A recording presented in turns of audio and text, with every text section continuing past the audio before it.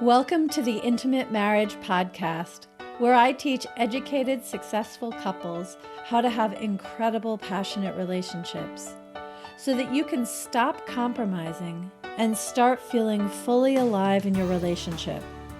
I'm your host, Alexandra Stockwell, aka the Intimacy Doctor. I'm a physician and an intimate marriage expert. My husband and I have been married for 26 years. We have 4 children and full professional lives, and we've created an amazing relationship.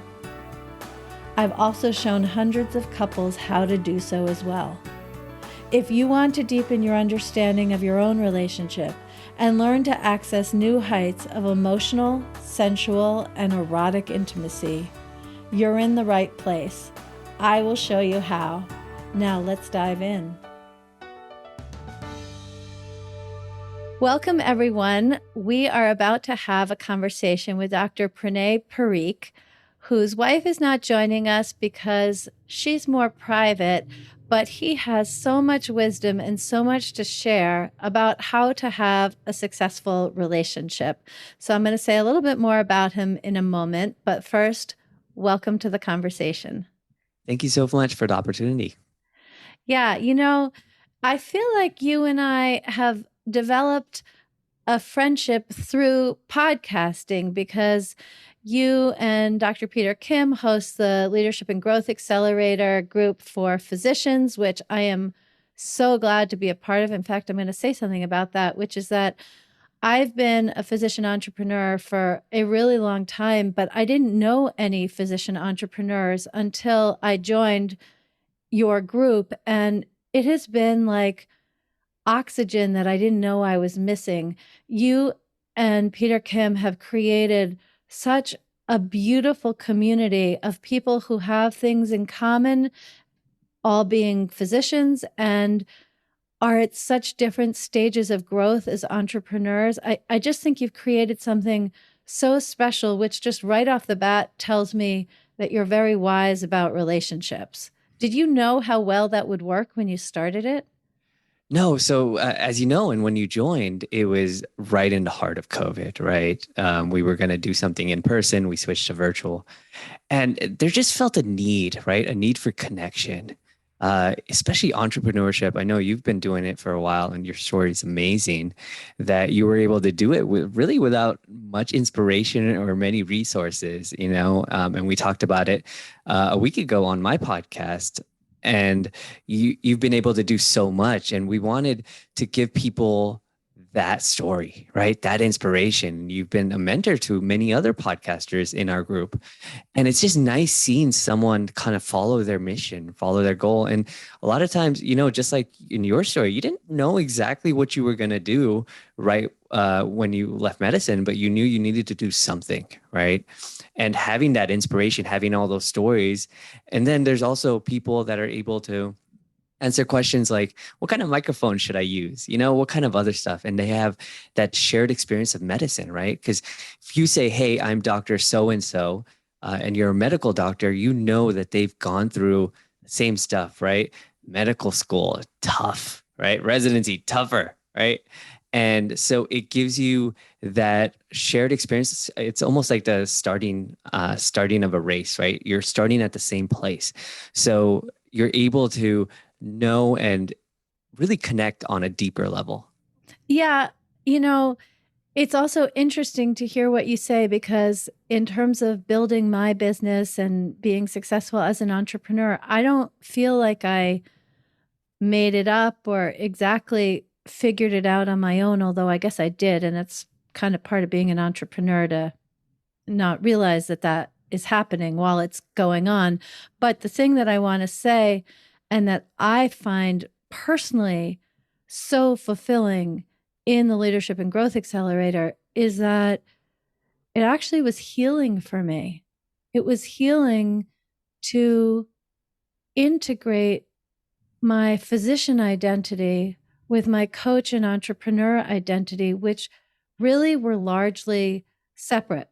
The way that I built my business as an entrepreneur was being in all kinds of educational contexts for coaches And there were no other physicians. In fact, most of the places I was in my training, there were no other physicians, there were no other married people.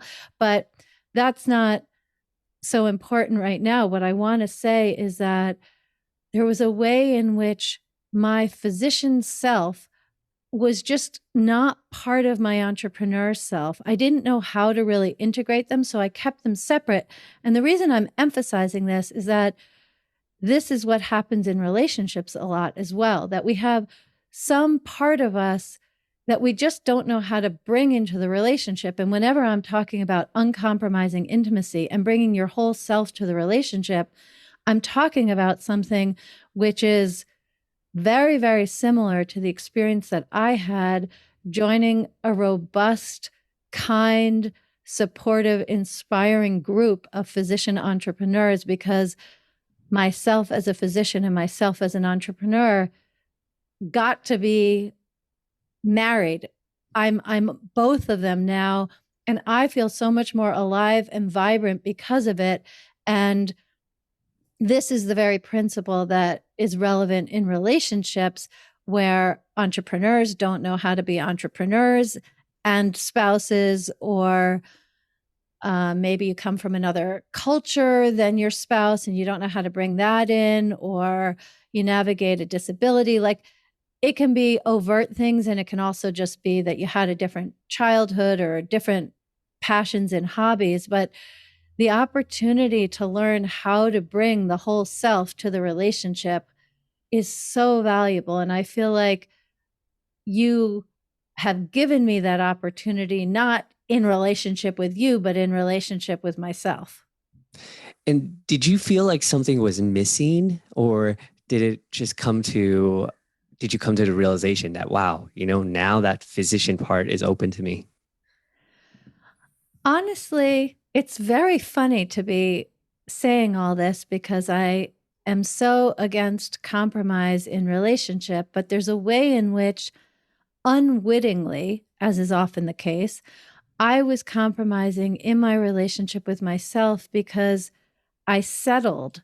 I I mean, anyone who becomes a physician, that is a huge part of who they are and their identity. The number of hours and the transformation in thinking and feeling and service, you become that. Like, yes, practicing medicine is something we do, but fundamentally it is something we be. It is who we are being. And so I kind of settled and compromised and dialed down the part of my being that is a physician in being an entrepreneur. Although I do want to say that I brought it to all of my coaching sessions, because I can't separate myself from being a physician. But in terms of how I approached being an entrepreneur, yeah, there was an internal tension that I mostly just dialed down because I had no idea what to do with it. And I didn't have the imagination to picture how these two parts could be well integrated.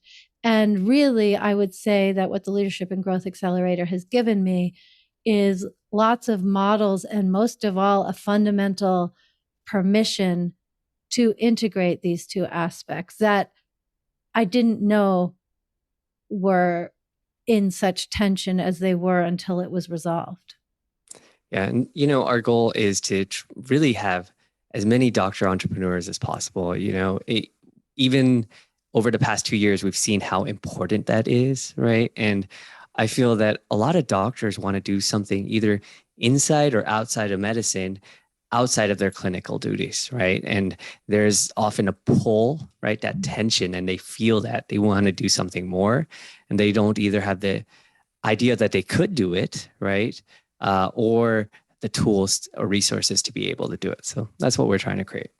Okay, well, that's amazing. And if you're a doctor listening, then right off the bat, I'm going to presume that that exchange was valuable. And if you're not a doctor, well, maybe it's interesting to get a window in, but also think of how this applies to two aspects of yourself, which are both really important, but you're not quite sure how they relate. In fact, Marie Forleo is a great example of someone who has integrated such different ways of being, that each of which was important. She talks about being multi passionate and has found ways to integrate being a dancer, being a coach, being a business owner, being an educator, and I don't know what other things she's got going on. So I hope if you're not a physician or it didn't explicitly touch you, that you think of how this is relevant with other aspects.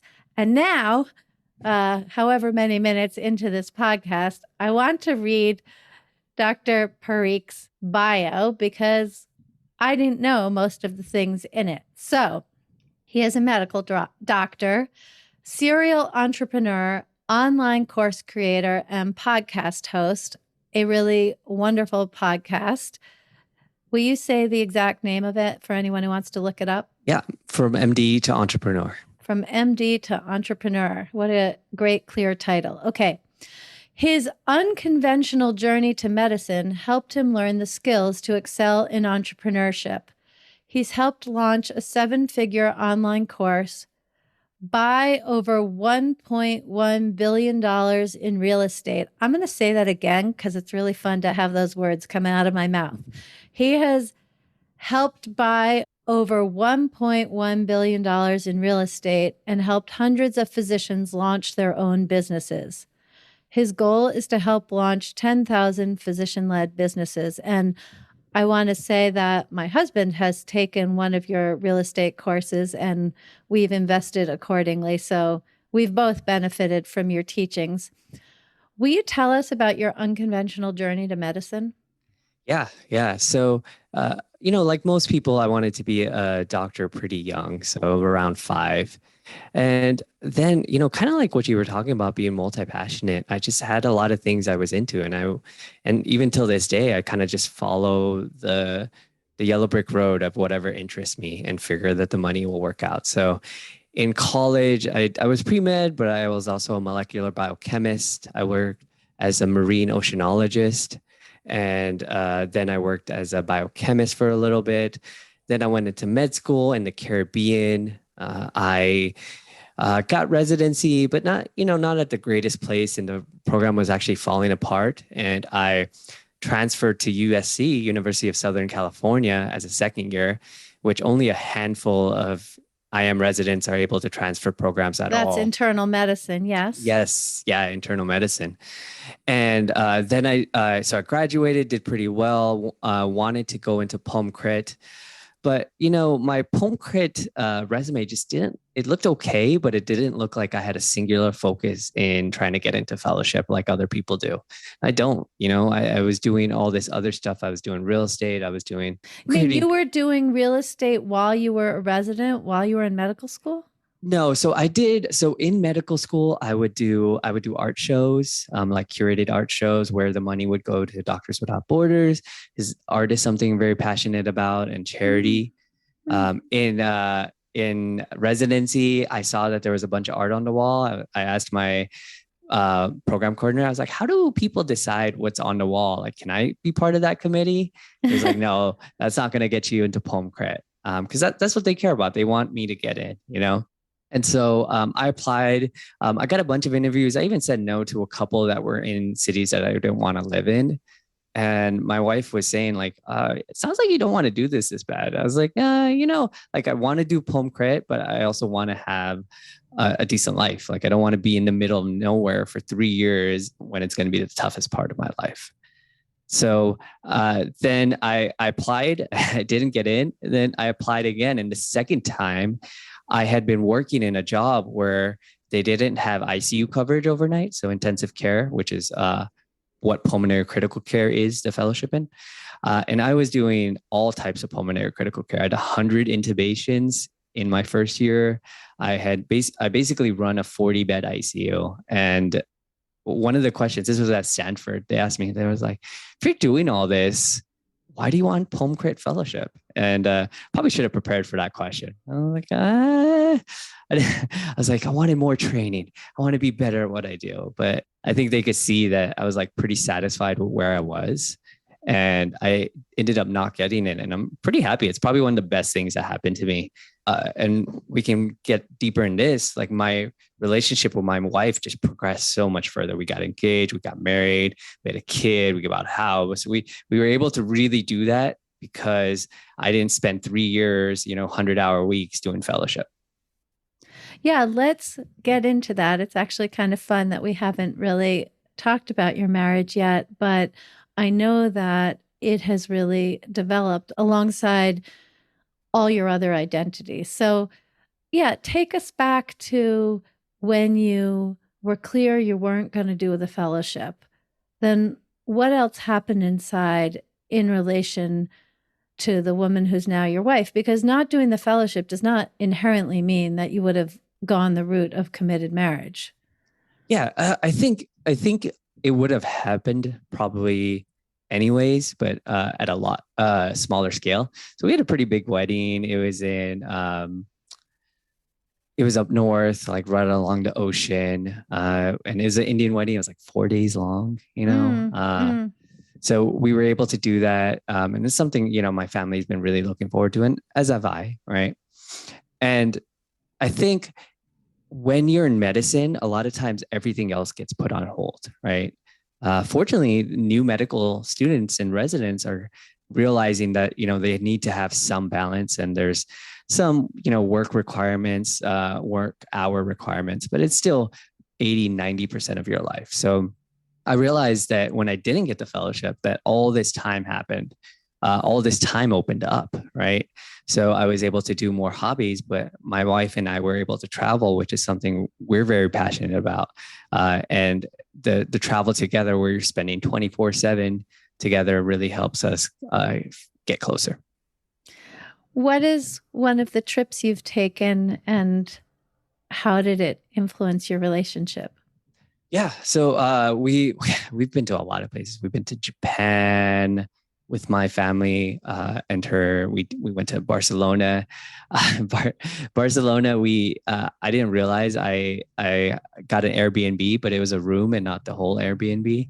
Oh, So that was interesting. It was kind of a lot of arguing because the person who was living there was really annoyed. But in the long now we can kind of look back and laugh. But it where else? We've got in Utah, Salt Lake. We went to Sedona for like baby moon. So a lot of our identity is with traveling and kind of enjoying life and food. and do you talk with your wife about medicine? She's not a physician, right? She isn't a physician, but she's a nurse practitioner, so almost the same. So Okay, uh, so are there yeah. certain times where you just turn off medicine when you're with her, or does it just ooze and infiltrate into any conversation potentially? It can. I mean, we usually talk about it. Like when I come home, she'll ask me how my shift went, and if there's like anything out of the norm. Like I had a pregnant patient with an appy, and that was like kind of weird. So I'll talk about that, but for the most part, we're not the ones that spend all day talking about medicine, and that's something she doesn't like. She doesn't like actually going to any. You know how we have doctor meetups, Yes. where which I would very much recommend to anyone. If you're a doctor, it's nice to commiserate and talk to other people. You'd be surprised how much motivation and even ideas, creativity flows from that. But she refuses to go to them because she's like, "All you guys talk about is medicine." What does she love to do? Yeah. So, like I said, travel, eating, and she just likes to spend time. So, now that we have a young child, we'll go every weekend. We'll go somewhere. We'll go to the park. It doesn't have to necessarily cost money. Go to the mall and just walk around. Luckily, I live in Los Angeles, and there's a million things to do. There's botanical gardens and safaris, and so I just try to go out and have some fun, especially in nature. Back before the pregnancy, we used to go hiking a lot, like every other weekend. Okay, well, I've been intentional in asking you these questions to Mm-hmm, just get a kind of general flavor of your marriage mm-hmm, because You've said a number of things that I think are so spot on and profound. And just before we started recording this morning, you said, because if everything else in a relationship is working, then finances work out, then intimacy, what's happening in the bedroom works out. Like the main thing is if the relationship itself is working out. Will you comment on that? Put it in your own words. Yeah, yeah. You and I have talked to a lot of coaches, right? And a lot of people are saying, for some reason, I can't handle money, right? And on even doctors, right? Money's a money problem. It doesn't matter how much money you make, right? It's a what goes out problem. Yeah, in And fact, I want to give a really explicit example of that yeah, because my father-in-law grew up dirt poor, and then he went on to become a middle manager for IBM and handled his money living paycheck to paycheck as though he was still poor. It was so educational for me to see that it had nothing to do with the numbers. He still was handling it the same way. yeah. And to take another extreme, there's other people that are poor and they don't spend on anything, right? They just keep it in a bank account. And actually, even to an extreme, they don't make any investments and they're just sitting on cash. I actually know an ER doctor like that. And she's like, yeah, I know I should be investing. I'm just too scared. Right. And then you're hurting yourself on that side too, just holding on to cash and not putting it in, smart investments. But I find it's not skill or expertise, those kind of people, you don't go through Vanguard index funds and explain them why it's important, right? You try to get the underlying problem. And that's kind of same with intimacy, relationships, food is another big one, right? You find people that are overeating all the time, and it's usually some type of emotion, right? And it goes both ways as well, right? So some people celebrate by eating, right? And so then they're eating probably maybe a little too much sometimes, or they commiserate with eating. And then when things are going poorly, like past 2 years that have sucked for everyone, then they're eating a lot, right? So I think a lot of times if you're able to get that stable, and I'm not saying happy, I'm not saying joyful, that stable emotional state where your ups are not too high and your downs are not too down, right? And you have that kind of natural oscillation between, a little sadness, a little happiness, but it never goes in one direction too much. Then usually the rest of the uh, those other things work out. And then it's even a little bit more complicated when you have another person, because then now you're having two little oscillations, right? You can either both be additive, right? So if one person's happy, you get super happy, right? And or you can have kind of in a negative connotation where one person's happy, the other person's sad. But ideally, you both go in the same direction, but not too high. So if my wife is sad, I'll be sad too because I'm sad that she's sad, but I won't be sad. Like we can't both be super duper sad, right? And then we can't both be like if she gets a promotion or something, like I'm really happy, but don't want to take it to the extreme. So I get if your wife is sad, also being sad, being empathetic and connected, but not wanting to go into a depression in order to be connected or something. But what is the problem if your wife gets a promotion and she's happy? Why not be exuberantly over the moon about it? Yeah, yeah. I just think that like stability and that volatility of emotion. Try to not, because then you're really high, right? And then the rest of life, if you keep going on these highs, then your kind of regular life is not as good. So if you keep kind of chasing these really high highs, then the regular life, you're like, okay, this is kind of lame. Like I need to go and chase this high. But I'm like, if she gets a promotion, I'm like as happy as can be. I'll be at the tip of my happiness, right? But I try not to get past that. And all these kind of ranges, these are very qualitative, not quantitative, right? You just don't want to get to the point where everything else seems kind of lame other than these really good stuff, right? So like having a kid, best day of my life, but I'm not going to keep having kids to chase that feeling again, right? Yes, I'm glad to hear that.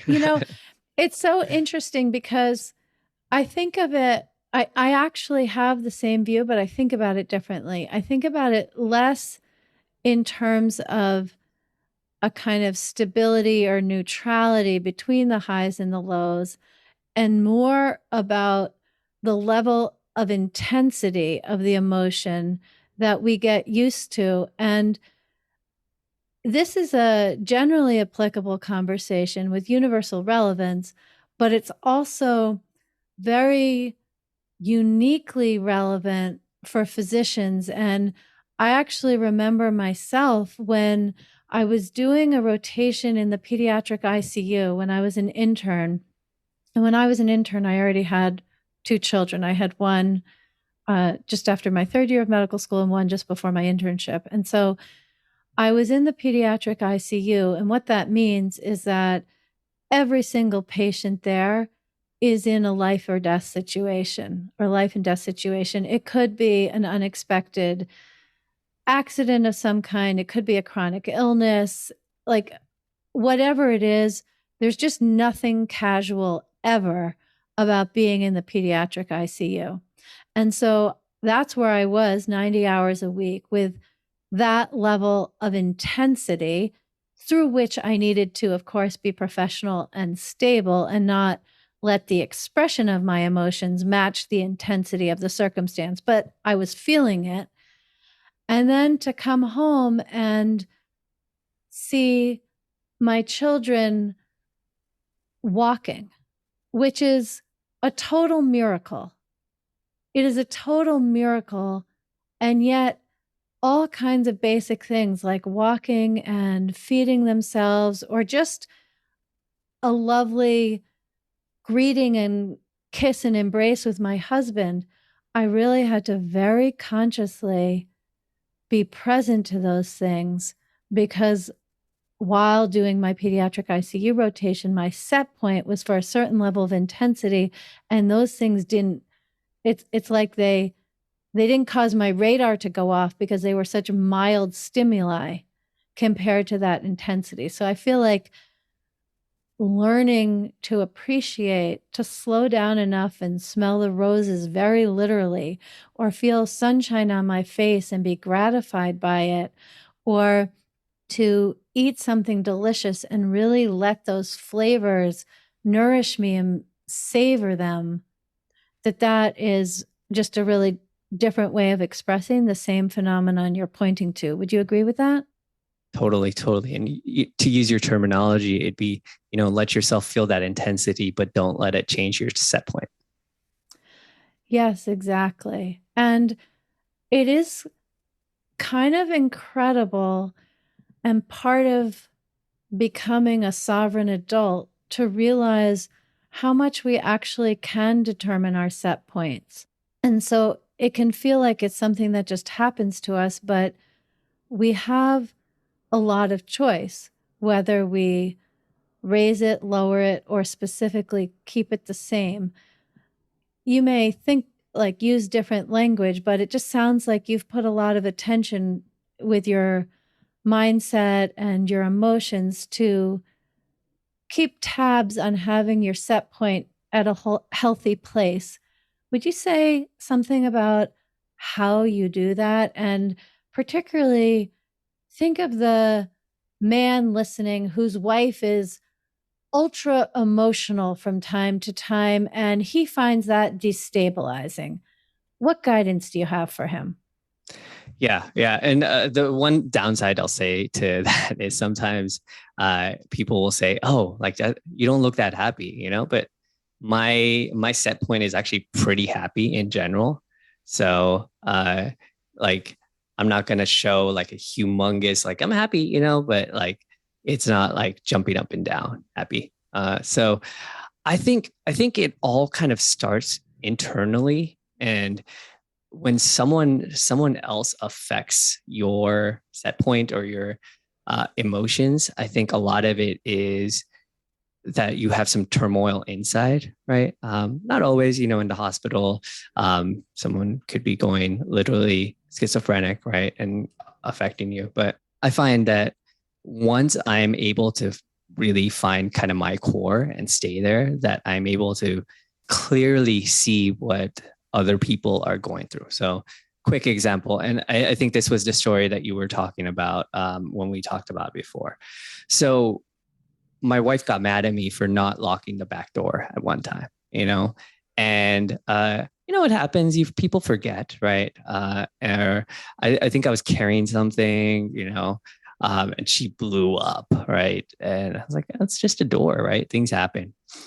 And I did it again, right? And she's like, okay, you got to replace the door. Like, you got to make it so it self locks. I was like, okay, it's a really nice door. It's like on those like real wood doors, not MDF. Like, she didn't talk to me for like 2 days. I was thinking, I was like, it's just a door, right? And then I finally thought about it more, and she's like, the door is literally the way into the house, right? And the most important thing for her is family, right? Family, safety, right? So that means you have to protect, right? And as the head of the household, right? Doesn't really matter the gender, but as a head of the household, it's my job to make sure that there's safety in the house, right? Solution for the problem: I got a self-locking door, right? But it was coming to that realization, and it took me 2 or 3 days because I thought she was being silly, right? And my emotions were affected by her emotions. And after I was able to sit down and kind of get back to my set point, I was thinking, like, if she is a reasonable person, which she is, right? Why would she be thinking about this? And how, what could I change, or what could I do? And more than what the doing is, what is the underlying problem? And I've realized that most of the time there is an underlying problem or underlying motivation, and a lot of times even she doesn't know what it is, right? And same with us, right? Sometimes something's just bugging us, and we'll say, it's the color. Like, say you're picking a car, it's the color of the car or something, but maybe because the safety features aren't that great or something like that, right? And you don't really know, but you have a gut feeling. So I'm not to say that I'm perfect, not to say that we have an argument. I'll be like, this is your motivation, because a lot of times when you say And that, I'm right? sure that's not what you would want to hear, even if that is the Exactly. case. Yeah. Yeah. I feel like you got to let things settle for a little bit, but especially for the bigger ones, right? The bigger fights, the multiple day ones, there's a good reason, right? And I think by having that, your head on your shoulders, by having that be not affect you that much, right? Then you're able to kind of come to terms with it, right? And it doesn't mean your wife's always right or you're always right, but there's probably a reason. And if you're able to dissolve, like, we never fight about the door anymore, right? And we had fought about it a bunch of times before. So it was such an easy solution. The door locks itself. It's even cool. You can unlock it from your phone if someone comes over. So it's like simple things that just you don't fight over anymore. Yeah. And hearing you speak, I'm reminded that I don't know that this is 100% of the time, but very often in healthy marriages, one person, and I don't necessarily think it lines up with particular genders in a majority way. Well, it's not always the woman who has the role that your wife has and the man who has the role that you have, but one of them really has safety and security as a top value, and the other one has freedom and autonomy as a top value. And so a lot of clashes, which don't make sense, it just seems like the other person is being ridiculous. It can be explained by this dichotomy between safety and security and freedom and autonomy. And I really love your description of how you came to that. And I'm going to use that to pivot into the question that I ask all of my guests, because I deeply believe that personal relationships, intimate relationships, are the vehicle for personal growth. So, what have you learned about yourself as a result of being married to your wife? Yeah. And the the name of the podcast I did with you is that your most important relationship in business is the one with your wife, and my wife has zero to do with my business. at all, you know? And what I have found is, there's there's a song that says, you think your poop smells like roses, right? And a lot of times, like kind of even the last example, I thought I was like 100% rational creature, right? And a lot of times I'm not, I'm the one that's being silly sometimes or not uh, expressing my feelings, right? And it's a lot of times having a relationship where you're able to talk about that stuff, and I find that just because you're married doesn't mean you're in that relationship. Just because you're married for 30 years doesn't mean you're in that relationship. We're able to say, here's what I feel. I'm not saying it's right, I'm not saying it's wrong, but here's how I feel, or here's how you make me feel, right? And I'm glad that she's able to tell me that. And I think it's really helped me to become better as an entrepreneur. Like for example, she listened to my first couple podcasts and she was like, "Yeah, you need to redo those. You sound super monotone." It's like, what? I speak for a living. I make money with my voice. Uh, and I had a voice coach, and she's like, "Yeah, he's not kind of monotone." I was like, "Oh, she's right." So I got a voice coach. It's having that intimacy that you're able to tell the other person what you feel and what potentially other people feel. And the reason that she has that ability and my approval is because I know in her heart she wants the best for both of us, right, including me.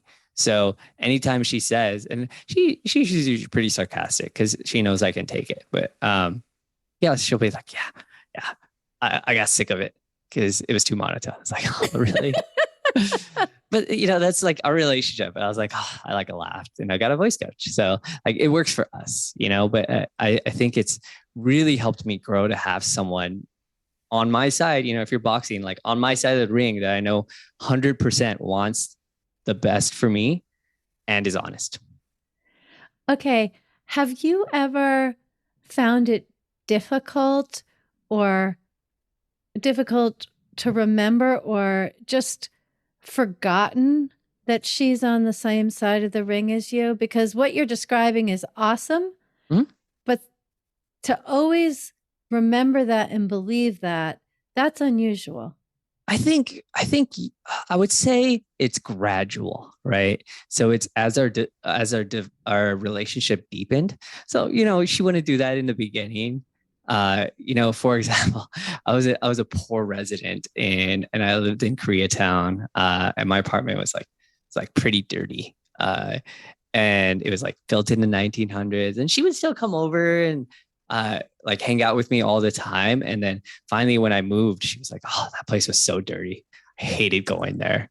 And so it's like as we got closer, she's been able to kind of be her true self, right? And as have I. And I'm glad she did that. She did that fairly early in our relationship, but this is kind of her knowing herself because she said, like, yeah, that's who I am, and that isn't, like we all can get better, but that's not a part of her that needs to change, right? It's a part of her that is who she is at her core, right? And she had to get with someone that it worked with. So yeah, I say she in a jokingly way that she let the crazy on in bursts. So I didn't get I didn't get run away. Yeah.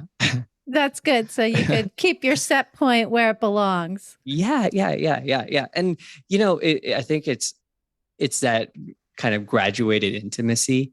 But since we're older, we're in our late 30s now, that I think as you grow older, you should be more yourself kind of earlier in the dates. So you can kind of weed people out, right? Because if that's who you're going to be anyways, you might as well be that person, and you'll eventually find that person. I'm not saying tell them you eat like a pound per meal or something, right? Or like, something crazy right away. Oh, a funny story.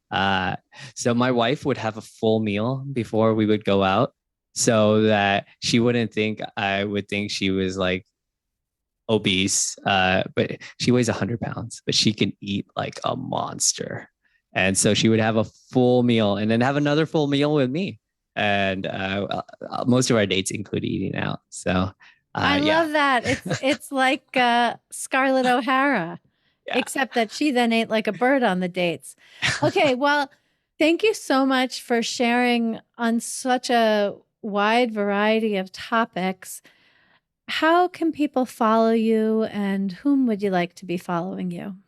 Yeah. So uh, my audience is mostly doctors, and I really think that we can help with some of the burnout. A lot of the burnout is systemic, right? It's medicine needs to change, and but I want people to try to find really. So we were talking about set points. Right now, a lot of people it's binary, right? Where I'm in medicine, I'm out of medicine, and unfortunately, a lot of great doctors are leaving medicine. So my hope is that by doing entrepreneurship, which it's going to be work, right? It's not free, it's work. But then you can craft your medical practice into to make it more ideal. So, for example, 3-day weeks, 4-day weeks, no nights, no weekends, right? And I find that there's a certain number, and for some people, it's zero, right? Other people, it's one or two, like my business partners. For me, it's three, right? I might cut down to 2 a week. And then I'm happy. I look forward to going to the hospital. That's another thing that I ask people is like, when you go to work, like, do you look forward to it or do you not? Right. And that's kind of one of the earlier signs of burnout. So if we can help this next generation and current generation of doctors really stay in medicine, because at least at one point they wanted to be there. That's the one thing they wanted most in life. And that's just one side. And then the other side is that these are really some of the smartest people in the world, right? And we have so many issues right now, COVID, all this other stuff. And if they, one, get the permission to know that they can help, right? Because a lot of I get all the time is like, I'm just a doctor.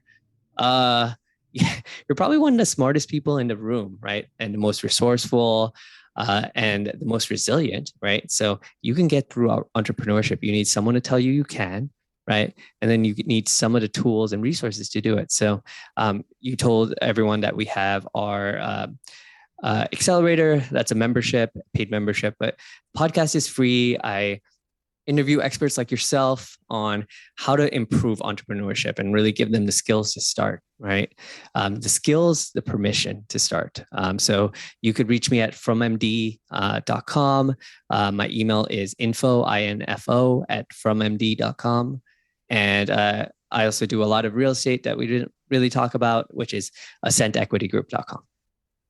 Thank you. And I just want to say that for anyone who's a doctor, it's obvious that there is great value no matter what your relationship to your clinical work is, from non existent to super enthusiastic to full time burned out, whatever it is, there's such value in following you. But for someone who's not a physician, I know you're not saying this, but I am, that I think there is such great benefit listening to yours and other podcasts which are physician entrepreneurs, because there's a clarity and a focus and a precision such that any intelligent person who has a lot of intellectual capability will get great benefit, even if there isn't the background in being a physician. So I am so glad for all of the things that you've shared. I've gotten a lot of insights personally, and I think I'm going to do a podcast with my husband because he went to 3 days a week a few years ago, and it completely changed the flavor of our marriage to have him go from 90% of what's in his mind being medical related to more like 40%. And he can really let it go. A weekend is not long enough to let it go, recover, and have room for new things to emerge. So you've given me a good idea with what you've said, and I just appreciate so much that you've come on the show. Yeah, yeah. And remember, we all, almost all of us, take work home, right? So those 5 days bleed into the weekend. So, potentially, depending on your specialty, those 3 days a week might still be 5 days, right? Yes. Other set points to adjust. Yeah, totally. Well, thank you so much. I appreciate the opportunity to talk. Thank you for joining me on this episode of the Intimate Marriage Podcast. If you're ready to deepen your relationship and create a truly intimate, delicious, and vibrant marriage, head over to alexandrastockwell.com and choose the program that's right for you.